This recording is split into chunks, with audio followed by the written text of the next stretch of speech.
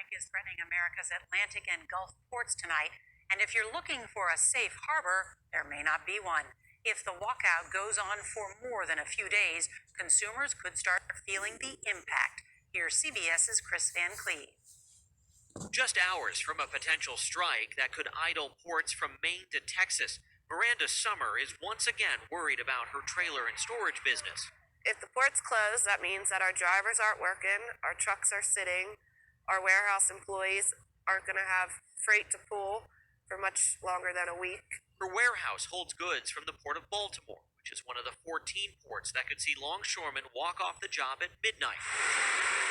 We first met Summer in April. Would this normally be full of stuff? Absolutely. And we would normally see people in and out, picking, packing, and loading up trucks. When her business was nearly halted after the port was shut down for more than 2 months following the collapse of the Francis Scott Key Bridge. I think this was our final week. We said, we're getting everything back. We had ships coming in, and now it's just another hit. Negotiations have been stalled for months, primarily over wage and automation concerns. At least 25,000 dock workers could strike, potentially impacting nearly half of the nation's imports and 68% of containerized exports. There's a little bit of room smudging, but if it goes on for longer than days and it goes for weeks, the consumer could feel an impact. Businesses have been preparing for months, bringing in extra inventory. People do not need to rush out to the grocery store and stockpile goods. New York's governor urged calm. Was this avoidable? My job as the governor of the state of New York is to deal with the hands we're dealt. You prepare for it, you hope it doesn't hit, but when it does, you at least say, we were ready. Now, negotiations continue, and late today, the group representing the ports says both sides exchanged counter-proposals today that may bring them closer to a deal. The union for the longshoremen hasn't commented. That deadline remains midnight. The purpose of today's event is to let people know that we fully anticipate there'll be a strike before midnight tonight here in the state of New York. This is a strike that is nationwide, from Maine to Texas. We anticipated this just like a storm. You prepare for it, you hope it doesn't hit, but when it does, you at least say, we were ready. What? Man, listen here. I got to call the old lady and tell her to get some toilet paper, get some bread, some eggs, some steak. Man, I can't do another 2020, man. I can't do another 2020. Yeah, I can't do another 2020. I don't know about you. Get in your comments, man. Tell me. How's my TikTok shop going TikTok shop? How am I going to get my products, man? How am I going to get my products, man?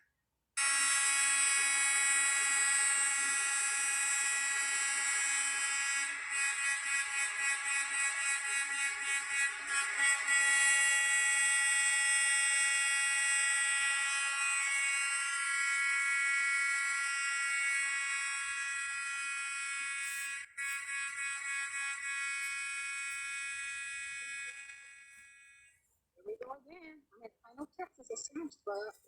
While the U.S.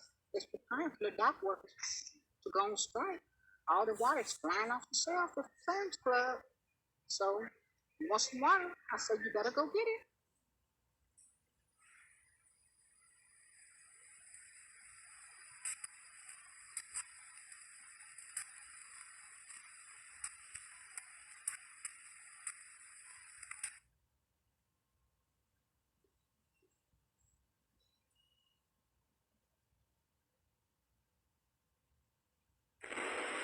This is my local Target, and people are out stocking up and buying up everything because of that strike that's supposed to start tomorrow.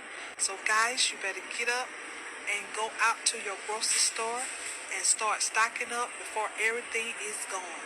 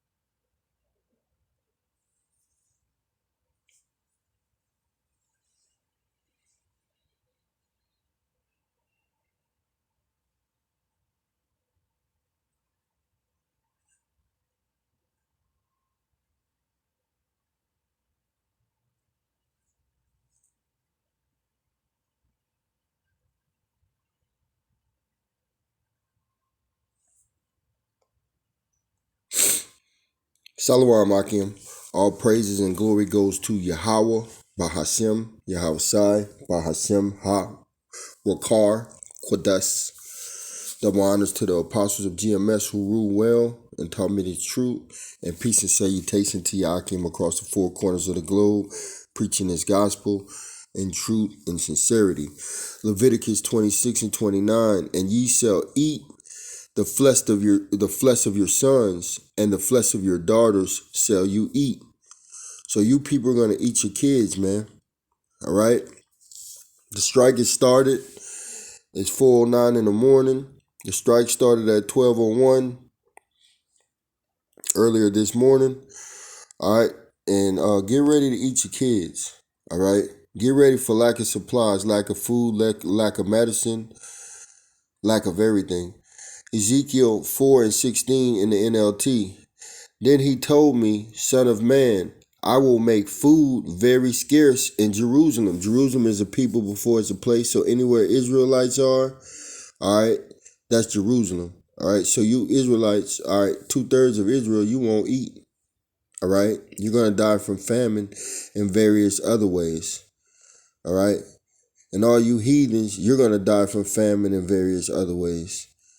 It will be weighed out with great care and eaten fearfully. So you might have a pack of crackers, all right? You're going to be eating one cracker a day, all right? And you're going to eat it and you're going to try to enjoy that one cracker that day. It's measured out. All right? So you're going to eat it carefully so you can have food for the next day. All right? And eat it fearfully, all right? Because you don't know when you're going to get food back. You don't know when the next time you're going to eat. So you got to eat it with measure and care. The water will be rationed out drop by drop. So you might have a bottle of water and you can only drink one top full of the water. You know, a top is like a teaspoon of water, man. A teaspoon of water 3 times a day. Because they're going to measure it out so they can save it because they don't know when they're going to get water. And the people will drink it with dismay. Yeah, you're not going to be happy, man. All right? You drinking a cap of water and you eating one piece of cracker and that's all you get all day. All right? Lacking food, verse 17, lacking food and water, people will look at one another in terror and they will waste away under their punishment. Yeah, they're going to be looking at people in fear and scared, not knowing when they're going to get water, not knowing what's going on, not knowing why is this happening. All right, so it's about to get real, man. You people are going to starve. Thus said the Holy Bible. Thus said the Lord Yahweh Bashem Yahweh. These are his words, and this is what he's doing. Okay? Ezekiel 5 and verse 16, I will sour you with the daily arrows of famine to destroy you. So this famine is coming to destroy you for amendments, to get your ass to repent and get right, but it's going to be too late. So now you're getting judged. The famine will become more and more severe until every crumb of food is gone. So there ain't going to be no food out here in Babylon. All right, that's why cannibalism is coming back. Verse 17, and along with the famine, wild animals will attack you and rob you of your children. See, these wild animals are going to get free and they're going to come and attack you and eat you and kill you. Disease and war will stank your land, all right? Will stalk your land. So this land is going to be polluted with disease, war, wild animals changing their places, okay? A lot of cannibalism, a lot of famine, a lot of death and destruction, mourning and woe. And I will bring the sword of the enemy against you. I, the Lord, have spoken, man. All right? So this is the sword, man. All right? The Lord is going to bring the sword, all right? All these different diseases, different plagues, okay? All these disasters, all right? Esau, Edom, he's the sword, okay? So, hey, everything is about to go to hell. Call halal Yahweh Shem outside. All right? A lot of famine, man. A lot of lack of food. All right? You people are going to eat each other. Lamentations 4 and verse 8. I'm going to read it in NLT. But now their faces are blacker than soot. Why are their faces blacker than soot? Because they haven't been getting no food, man. You turn dark. All right. No one recognized them in the street. Their skin stick to their bones. It is as dry and hard as wood. Yeah, because you don't got no food, no water. All right. Everything starts to suck in. Your eyes start to suck in. All right. Your stomach starts to suck into your back. All right. Verse 9. Those killed by the sword are better off than those who are hungry, who are hunger.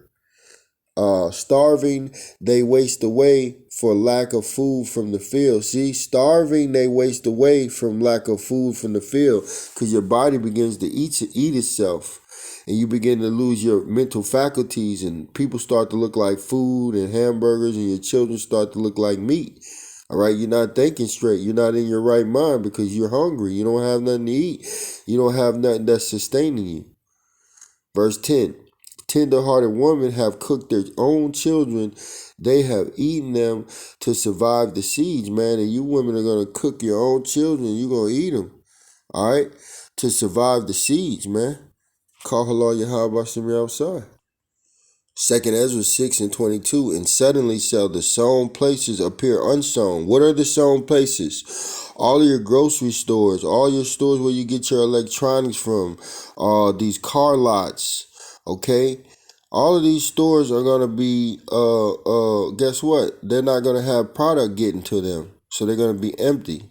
All right, your Walmarts, your Targets, your Big Lots, your Krogers, all right, all Sam's, all right, all these major where you can buy things in bulk, Sam's, Costco's, all of those places are gonna be left empty. All right, no food. People gonna rush out, get the food, riot, ransack stores to get the food, all right, and everything's gonna be gone, and no truck is gonna replenish it, and that's why this port strike with the Longshore Association, the port strike, is very vital to this place being crippled, all right, and the president of the port strike said he will cripple America if they don't get what they want. All right, and we know that this is the Lord that's putting all of this together and making it happen.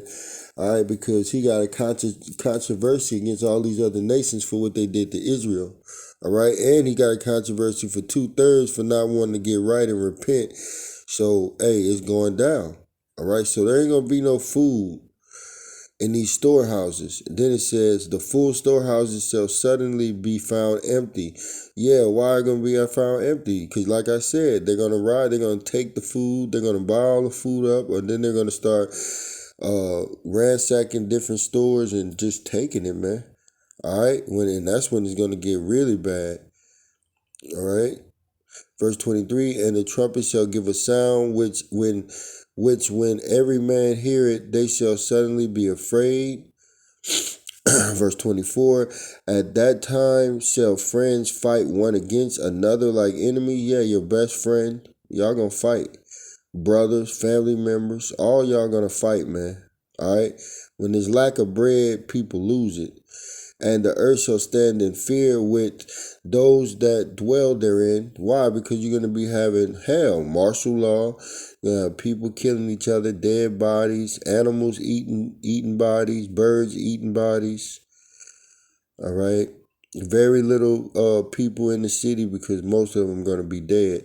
The springs of the fountains shall stand still, and in 3 hours they shall not run, meaning you ain't going to have this wisdom, knowledge, and understanding after a while. So not only are you going to have a famine but of food, you're going to also have a famine of this wisdom, knowledge, and understanding. All right, and people are going to desperately want this wisdom and knowledge and understanding because they're going to want to understand what's going on. All right, that's what's going to make them more fearful and perplexed and confused. 2nd Ezra 5:1. Nevertheless, as coming the tokens, the signs, behold, the day shall come that they which dwell upon the earth shall be taken in a great number. There's going to be mass casualties out here, man. All right, you're going to be taken in a great number, and the way of truth shall be hidden and the land shall be barren of faith. Yeah, you ain't gonna have this wisdom, knowledge, and understanding, and 2/3 don't have faith, so the land gonna be barren of faith. In that time when Jacob trouble fully is implemented and World War III is fully engaged, and the charagma is implemented also. All right, they ain't gonna have faith in Yahweh Shem Yahweh. You people are gonna run down to let's get it, Isaiah 30:1, and it reads, "Woe to the rebellious children, said the Lord Yahweh, that take counsel, but not of me." See, you're gonna go down to all this government to get counsel because they didn't save you from the pandemic, so called. They done saved you and gave you money. Trump gave you stupid niggas money. And y'all think, hey, he saved you from not having a job. They gave you that unemployment to save you from losing your houses. All right. And they're giving you all kind of other benefits. All right. So you're going to run down to the government thinking they're in your favor when actually they're going to throw you in those FEMA camps, concentration camps, and then they're going to feed you with idols being idle, which is that charagma. All right. And that's your counsel. All right, and covered with a covering. See, Esau's covering you. Okay, you believe in his military, his weapons. All right, you don't need the Lord, but not of my spirit. See, they don't need the Lord, that they may add sin unto sin. Because Esau, all he does is sin and does everything opposite of Yahweh Shem Yahweh. Isaiah 31:1. Woe to them that go down to Egypt for help. See, you're gonna go down to this government to get help, and stay on horses and trust in chariots because they are many. You trust in this military, this government system, and in horsemen because they are very strong. But they look not unto the Holy One of Israel, neither seek the Lord. So you're not gonna look to Yahweh Shem Yahweh for salvation and for help. You're going to look to the government for salvation and for help. And they're going to brand you with that charagma. And you're going to be a son of the beast, a son of these devils, okay? A son of this system, all right? Isaiah 55:6. And it reads, "Seek ye the Lord Yahweh while he may be found. Call ye upon him while he is near." So you should be seeking the Lord right now. All right. Instead, you're engaged with your career, your life, these women, these men. All right. You doing whatever you want to do. Okay. Verse 7. And it reads, "Let the wicked forsake his ways, so abandon your wicked ways, and the unrighteous man his thoughts." All right, put away those mortal thoughts and let him return unto the Lord. All right, repent and turn back to Yahweh Shem Yahweh, Yahweh right here. And he will have mercy upon him. See, the Lord will have mercy upon you and to our power, for he will abundantly pardon. So he will give you a pass. He's going to give you that dawah. All right. That dawah, that exemption, okay, that mark of exemption, all right. So the storehouses will be empty, thus said the Lord. Shalom.